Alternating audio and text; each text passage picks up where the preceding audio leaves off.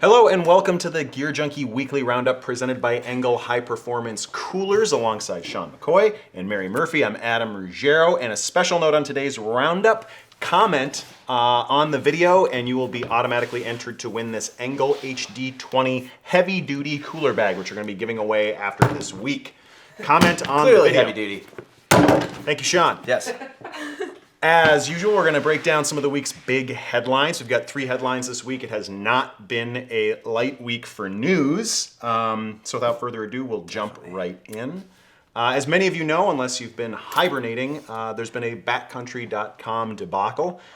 Since we last spoke, Backcountry CEO Jonathan Nielsen talked with us and told us first, as a matter of fact, first to break this story, that Backcountry had severed ties with its law firm and had dropped all remaining lawsuits against brands that used the term backcountry. There's been some reaction to this, but before I go any further, what did you guys think of that move? Was it warranted and necessary? Sean, let's start with you. Okay. I think that was a good first step. I don't know if that's going to be enough for most consumers. Having looked at other, a lot of comments and conversation around this, it feels as though that's kind of a minimal step in most people's minds, that they need to do more. But I think we will have to follow this and see what they end up doing with the brands that were affected, because that's really the people who they should be talking to. It hasn't really affected consumers. It's affected brands that they've kind of gone after. So, it's a step. Mary, did you see this coming or were you surprised? Yeah, so what I thought was interesting is you can't place all the fault on the law firm. Obviously, there's litigation involved, but for them to say, it's not an automatic fix in my mind. I think it's a right step that they have said, that Jonathan has said, we're making amends, we want to make this right. But just firing the law firm isn't going to do that. So I was more interested in anticipating what was going to happen after that. Well, and in fairness, because we did not run a full question and answer interview on the site, we basically took the big news that we'd heard. But in speaking with Jonathan, and I talked to him for about 30, 40 minutes, he did acknowledge that, the buck stops with me. I take responsibility for this. We're trying to move on. There were clearly some talking points that they wanted to hit as a brand. I get that. But actionably, what he said, and you can check the story out on GearJunkie. It's called Backcountry Fires Law Firm, Drops All Lawsuits, Begins Rebuilding Relationships. He did say that in addition to dropping the lawsuits, he was also going to personally reach out to all the brands that had already heard from the law firms in the past, whether it was a cease and desist letter or an outright lawsuit. He was going to reach out, and we actually have talked with some of the brands that were affected, and they've confirmed that they've received a call from Jonathan Nielsen. So there is more happening. I guess, having read the comments, basically, if you had to sum up all the Backcountry comments to date, it would be too little, too late. Yeah. Like in one sense, it'd be too little, too late. And I'm wondering, do you think, is this going to blow over like internet controversies blow over, or do you think this will have a lasting impact on Backcountry?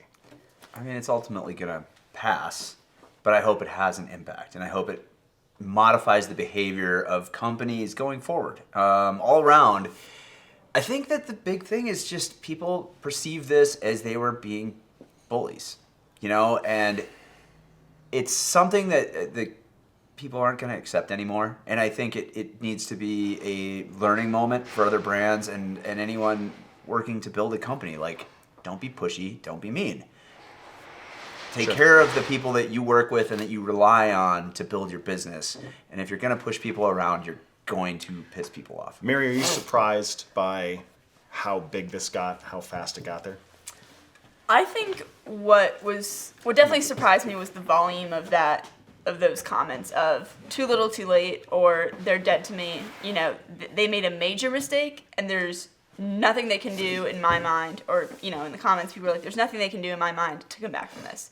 I'm writing off, I'm not supporting their business anymore, which is harsh, but it seems to be a shared belief by most people who I mean, what are about the commenting 300 and- people that work in Utah? How much does it affect them? You know, like Yeah. it's a big business, yes, but there's also a lot of people whose livelihood relies on that business. Well, I And think most people aren't thinking enough about the small businesses, about who is actually. I mean, yeah, you can be angry at Backcountry, but it's in the better, standpoint to just focus on the small businesses and focus on,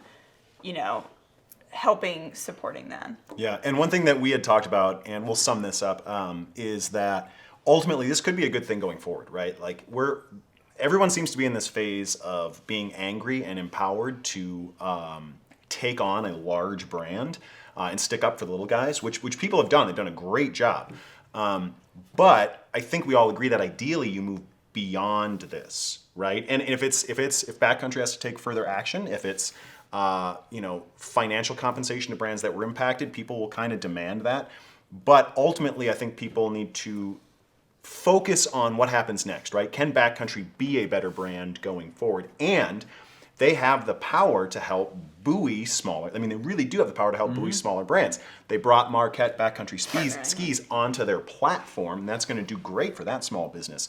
So I think personally, what we've talked about internally is hoping that we get to a point where the outrage dies down and we focus on moving toward a happier ending for everybody involved, right? move past outrage towards constructive criticism. How I couldn't have said it better myself. That So really thank you would for help. saying that. You're watching the GearJunkie Weekly Roundup presented by Engel High Performance Coolers. Our next big story was, first of its kind, Yeti launches Vacuum-Insulated Cooler.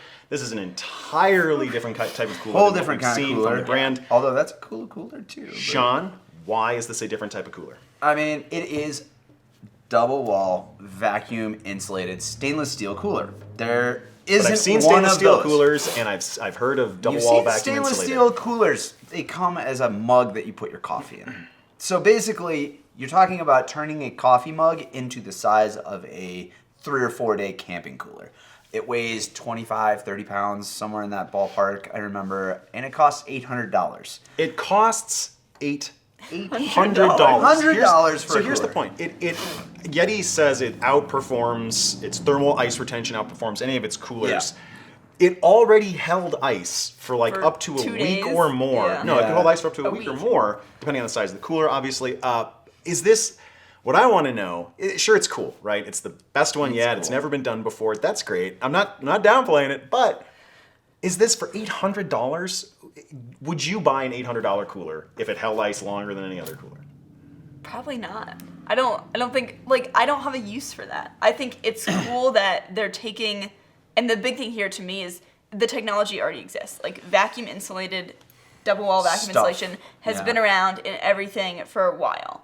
But Medical they're grade just coolers, for example, medical yeah. grade coolers and Thermoses. mugs, thermoses, Since etc. the 19... But they're making 20s, it, 30s? their top of the line product. They're essentially saying, we're going to take that technology, put it in our best cooler. So it's used already in medical grade coolers. Who's going to use this cooler, in your mind? I think it's going to be a fairly small niche, personally. I think it might be for rafting, potentially. It's not an electric cooler. You don't need to plug it in. Yeah, you don't need, exactly. Like there are other products that probably will perform better when you start looking at that price range, like a refrigerator. You know, portable refrigerators. Plug in a 12 volt. It'll run indefinitely. There's no ice in it. They're nice. I think this is gonna fill a weird niche. It's gonna be like people that really love these things and want the best of the best might buy them just because they're really cool and really interesting. And Beyond- $800. Yeah. So I I, think keep this saying it's just buy- like it's a lot of money to me. You can buy Like, a that's- nice refrigerator for your truck for $800. This but product there is will be- highly dependent on the brand and the brand's consumer base. Oh, people will buy that it. they've built up. They'll buy it. People I who just- have bought other Yetis will buy this. I just want to Well, know what it's I don't for. know. It's a big difference from the price of the other Yetis. It's for keeping things cold longer. Thank you. It is I mean- a cooler. Thank you. No, I get that, No, but it's explain. like, Yeah, I want to know too. What specifically is this for? is it like, so you hunt, right? Is it going to be used to keep game I don't from I don't getting think it's gonna move. I think rancid? I genuinely I don't know. don't see it like that. I Okay, see it alright. as something that people who just want the best are going to get. Okay. I think when you That's come fair. to the hunt and fish market, a typical like well-made rotomolded cooler makes a ton of sense because you don't have to throw it out every year. If you throw a normal cooler in a boat and drive around in the ocean, it's going to fall apart in a couple years at the most. Sure. If you put a good quality rotomolded cooler in the ocean in a boat, it will last for many years at least. Yeah. You know, a heck of a lot longer than a cheap cooler. I understand that, but this is kind of a next step.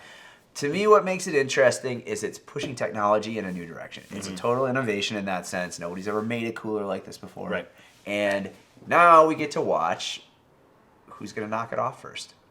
I mean, it's kind of sure. a game that Yeah. always happens. Like, Right. now we'll see the Arctic for, what, $200 less. Sure.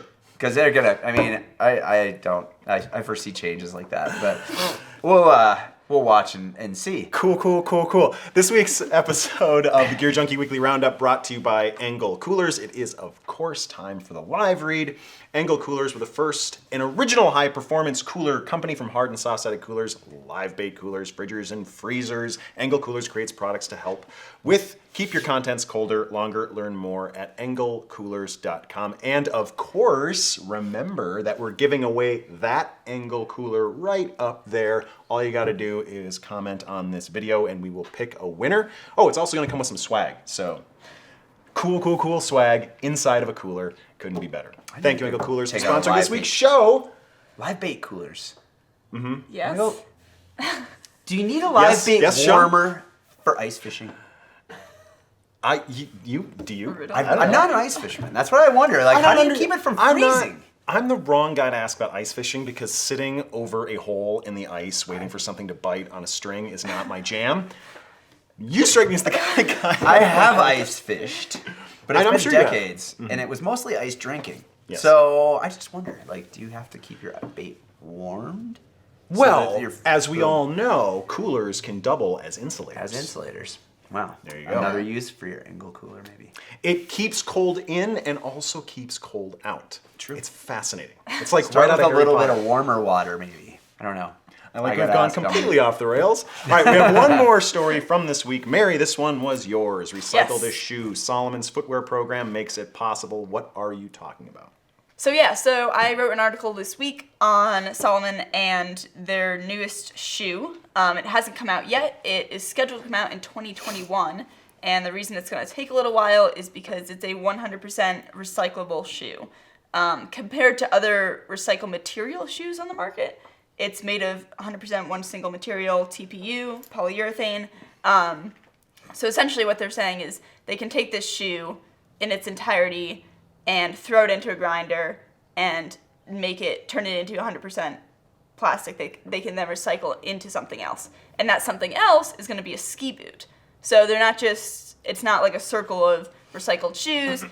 They're trying to reduce materials used in their entire footwear line process. So this brought up a couple of the questions because we looked into it, and Adidas actually made a fully recyclable shoe. Futurecraft, yeah. And it was, how long ago was it? A couple years ago? I think it was spring, wasn't it? Was Or maybe spring? last year? Yeah. About a year ago. Yeah. So this exists. Sean, you The were shoe, talking yeah.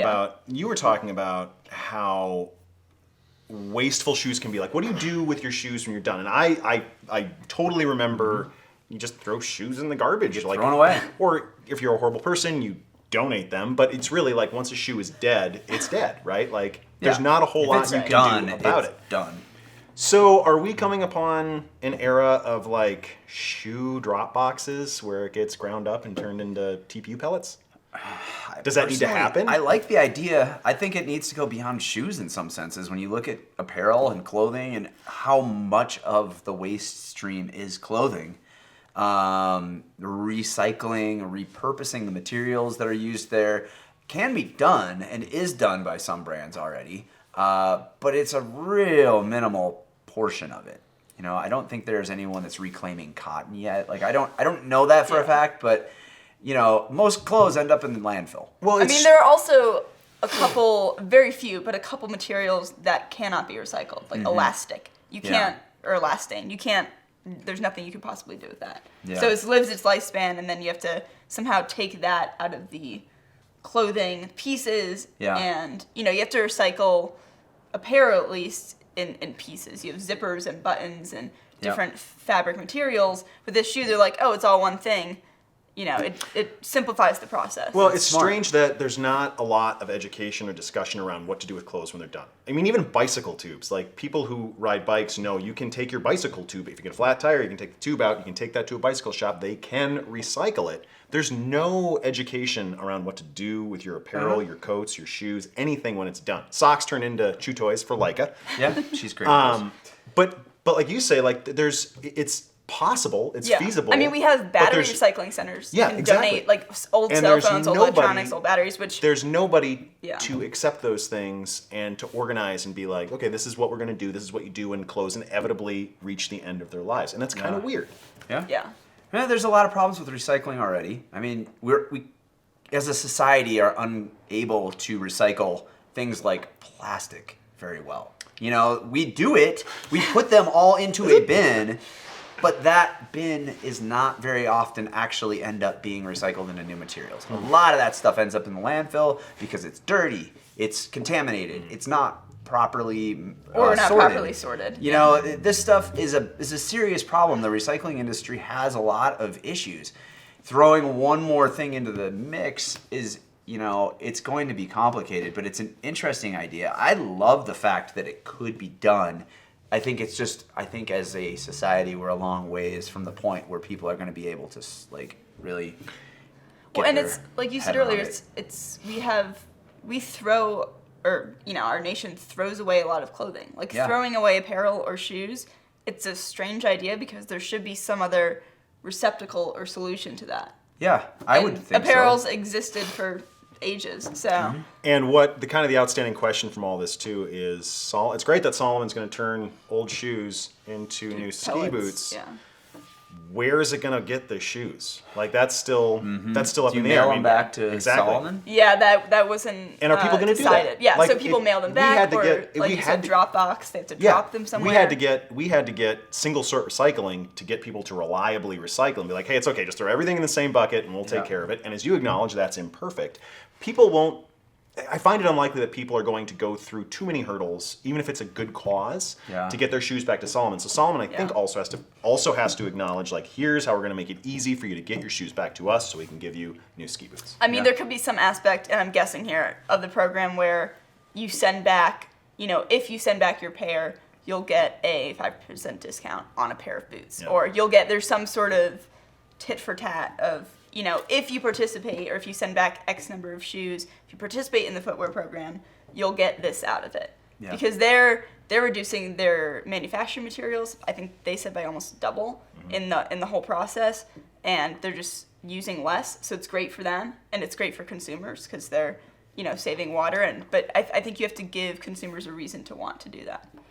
Excellent work on reporting that one. Mary's story is up on the site. Recycle the Shoe. Salomon's footwear program makes it possible. And that brings us to the end of the roundup. Our thanks again to Engel Coolers. And one more reminder, please comment on this video and you can win that cooler and some swag. Comment on the video. And of course, check us out next week for the next weekly roundup. Or the week after, Kirk's shaking his head.